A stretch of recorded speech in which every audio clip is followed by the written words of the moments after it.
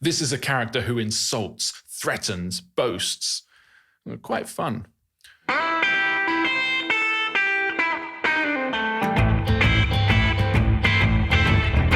Hey everyone, welcome to this episode of How to Write Great Lyrics with me, Jamie West.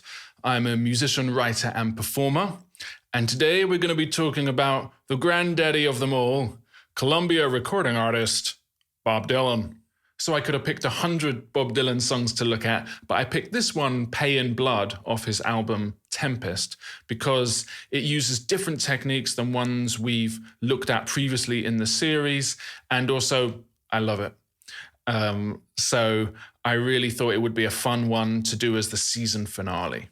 The first thing to say about this song is it isn't linear in the way most of the songs we've looked at so far have been.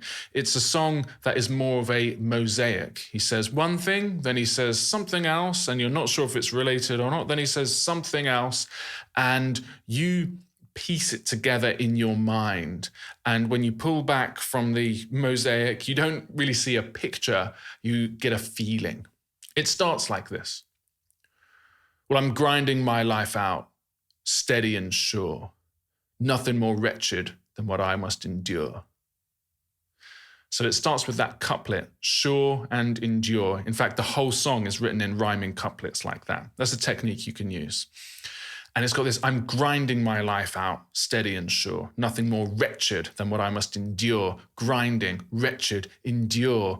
Very quickly, we've got a strong emotion coming from this I character and a kind of a grim determination, steady and sure. That's an interesting pair there, both beginning with S. And nothing more wretched than what I must endure. Now, I call this an all or nothing statement. Black and white statement is another way of looking at it. For those of you who've studied cognitive behavioral therapy or CBT, you might have come across all or nothing statements. And when we use them in our own daily lives, they can actually cause us quite a bit of suffering when we start to think, oh, everyone's against me, that kind of thing. But in songwriting and in poetry, luckily, all or nothing statements find their true home because they become rhetorically so powerful. Nothing more wretched than what I must endure. Not, maybe there are some things more wretched than what I must endure, as crazy as that would be.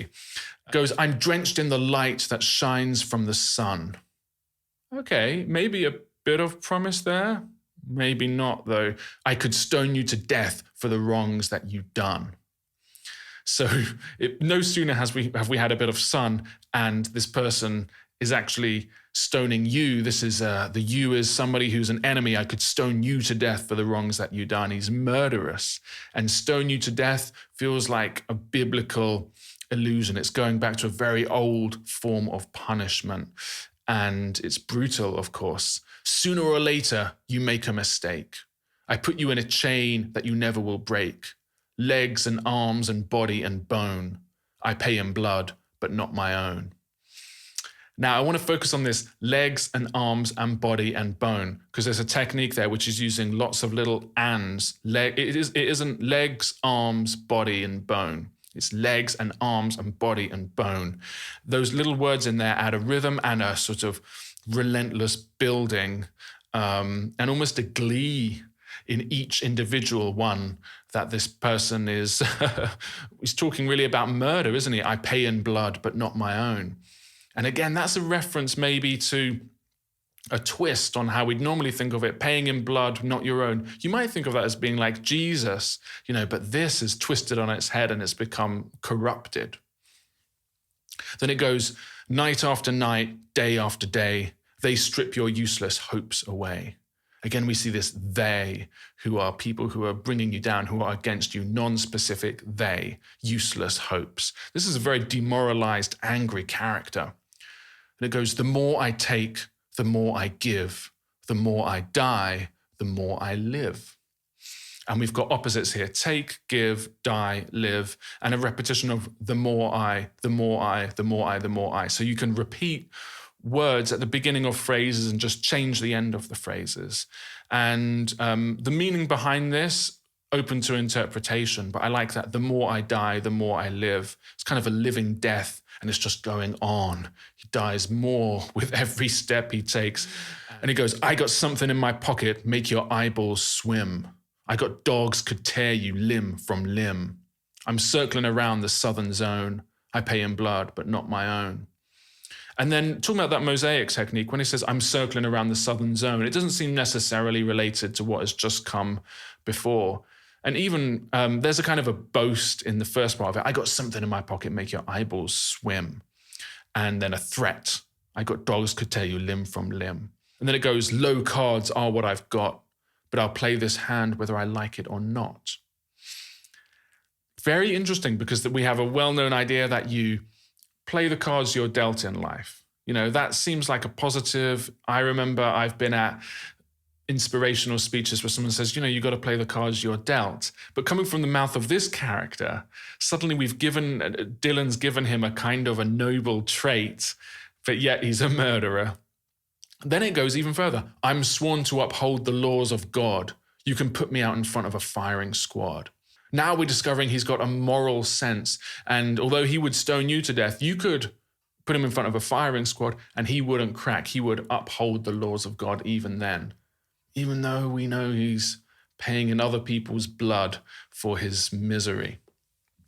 I'm going to skip the next verse, a good one, but I'm skipping it. Another politician pumping out the piss. Another angry beggar blowing you a kiss. So we've got the P's there, politician pumping out the piss. Very aggressive, plosive. You can hear it in the microphone, I bet. Another angry beggar blowing you a kiss. So blowing you a kiss, you might think sweet, but the beggar is angry. It's not just a beggar, it's even an angry beggar. And then it goes, you got the same eyes that your mother does. That's nice. If only you could prove who your father was. So immediately he's undermined it right away. This is a character who insults, threatens, boasts. Quite fun. It goes, someone must have slipped a drug in your wine. You gulped it down and crossed the line. Man can't live by bread alone. I pay in blood, but not my own. So now a very direct reference to Jesus there. Man can't live by bread alone. And so it's a corrupted version of this idea. The next verse, how I made it back home, nobody knows, or how I survived so many blows. I've been through hell, what good did it do? You bastard, I'm supposed to respect you? I love that line, I've been through hell, what good did it do? Because a lot of times we kind of think that, well, you got to go through hell to get to the other side, to get to heaven. You got to go through hard times to get to the good times. And this person's going, I've been through hell, it's even worse now. And then just an insult, you bastard, I'm supposed to respect you. And it's a questioning of all of society. Why are you getting respect? What is this? I'll skip to the last verse. This is how I spend my days. I came to bury, not to praise. I'll drink my fill and sleep alone. I pay in blood, but not my own. And that line, I came to bury, not to praise, a reference to Shakespeare's play Julius Caesar. And you find great artists doing this all the time, constantly referencing each other. You look at Picasso's paintings, he's always referencing the masters who came before him. And you can do that with your lyric writing. You can quote Shakespeare, you can quote from the Bible, and it gives you a heft. And it also puts you in a line of great work as well. Even if you think of Queen's couple of albums, A Night at the Opera and A Day at the Races, referencing the Marx Brothers films. So that put them in a slightly more humorous line. That was interesting. So what you choose to quote from the past represents and highlights a part of your character you want to bring out. Anyway, that's the end of the song. So just to say, you can use that kind of Mosaic technique where you talk about one thing, then another thing, and they're not necessarily totally related, but maybe they're from the same voice. You can reference other great works.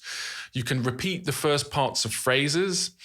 You can use opposites, as always, and you can give dark characters some positive traits, at least in their own eyes. Don't forget to like, comment, subscribe, or don't. I don't really care.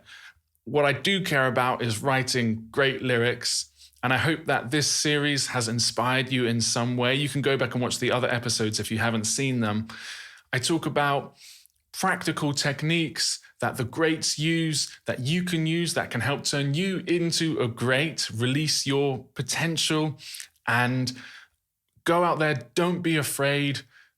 write some fantastic lyrics, be free, have fun, and I shall see you around.